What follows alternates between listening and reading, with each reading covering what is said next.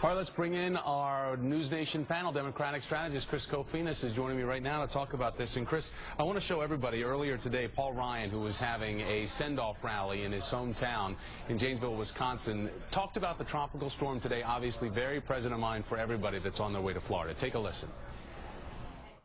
I think we should right now put in our minds and our prayers the people who have been victims of Hurricane Isaac and those who still stand in the path of the storm.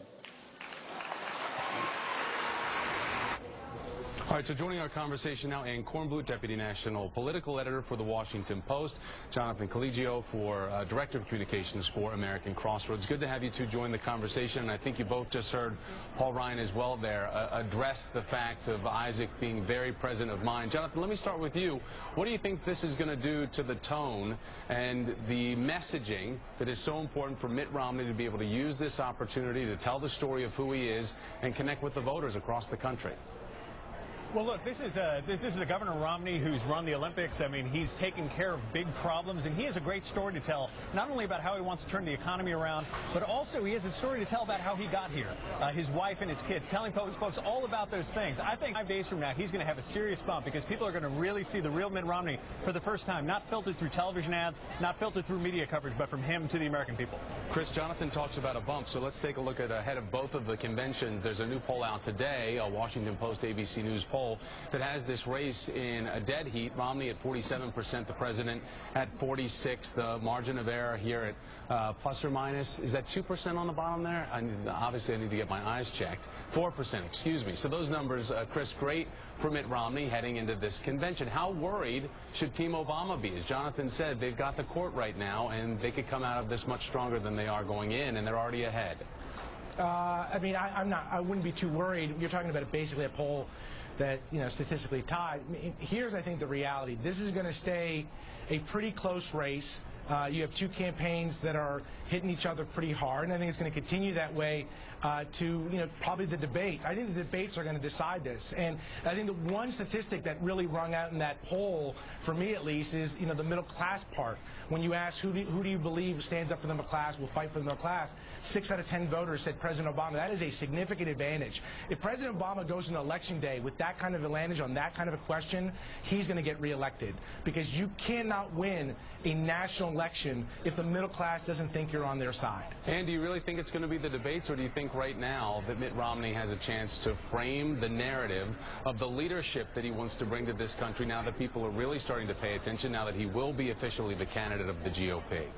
Well, I think it's both. I think that they're both right, actually, and the clock does start now.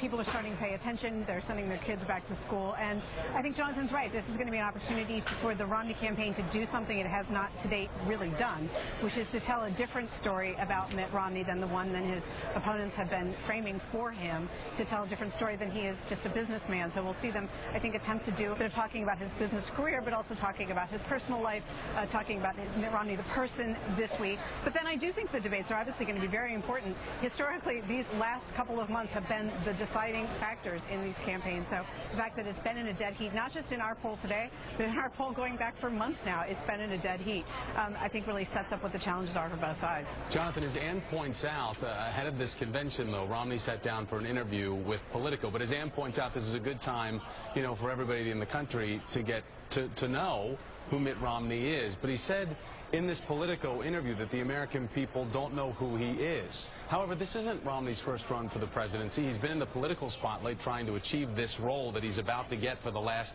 5 years. At this point, how is it possible that people don't know who he is?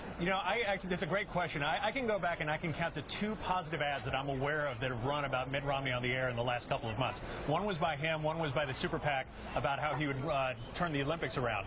The vast majority of what people know about Mitt Romney has come from $200 million of negative ads that have been run by the Obama campaign and the Priorities USA group. And a lot of this has to do with factors that voters aren't really interested in. I mean, what we've seen in our research is that people still don't really understand Bain Capital. We see from the Washington Post poll today that on the tax return issue, only 20% of people think this is even relevant to his candidacy. So what they know about Obama has been filtered through these negative ads. And I think that all of this is going to change in the next couple days. Chris, in an interview with Fox News, Romney had this to say about the presidential campaign and what Obama and his team have done to his campaign so far. Take a listen. I think his whole campaign has been about dividing the American people. It's between the haves and the have-nots, the people of one location versus another. This is one street versus another street. That's the kind of divisiveness that I think Americans recognize, and I think it's one of the reasons why his campaign, despite spending massively more than our campaign, that his campaign the traction that he would have expected. All right, so is this divisive? Is he correct? The President's Convention, as we remind everybody, 4 years ago had this narrative of hope and change. With just a week to go until Democrats gather in Charlotte, Chris, how can the President generate that enthusiasm with others like Mitt Romney accusing him of this greater negativity?